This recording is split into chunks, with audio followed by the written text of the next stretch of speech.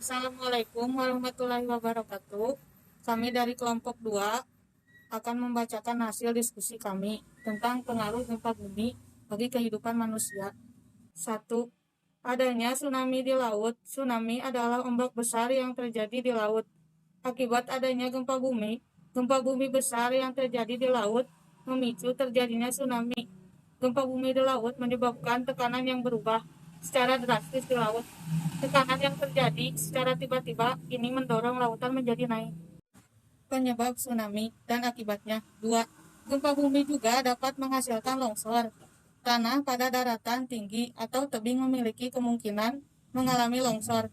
Akibat dari tanah yang bergetar, proses terjadinya longsor. Dan penyebabnya, getaran itu memicu perubahan bentuk bumi. Longsor akibat gempa bumi juga mampu terjadi di kota.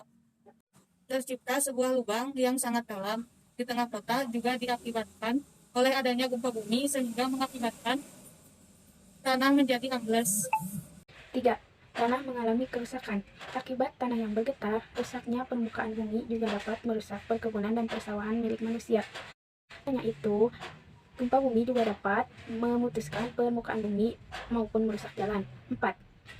Gempa bumi juga dapat mengubah struktur tanah yang awalnya tanah itu subur menjadi tidak subur atau rusak. Tidak hanya struktur tanah, bebatuan yang ada di dalamnya juga mengalami perubahan. Nomor 5, gempa bumi adalah salah satu bencana alam yang menyebabkan kerugian besar bagi manusia. Gempa bumi mampu menghancurkan gedung maupun rumah. Selain itu, mampu merusak sumber daya yang dibutuhkan manusia untuk terus hidup.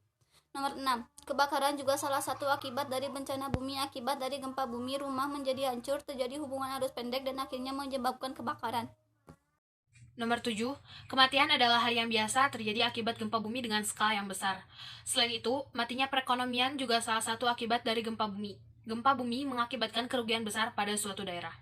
Nomor 8, retakan atau celah pada tanah yang terjadi akibat adanya gempa bumi menyimpan banyak gas alam dan minyak bumi, sehingga sering dipakai oleh manusia untuk penambang. Akan tetapi, tidak hanya gas alam dan juga minyak bumi.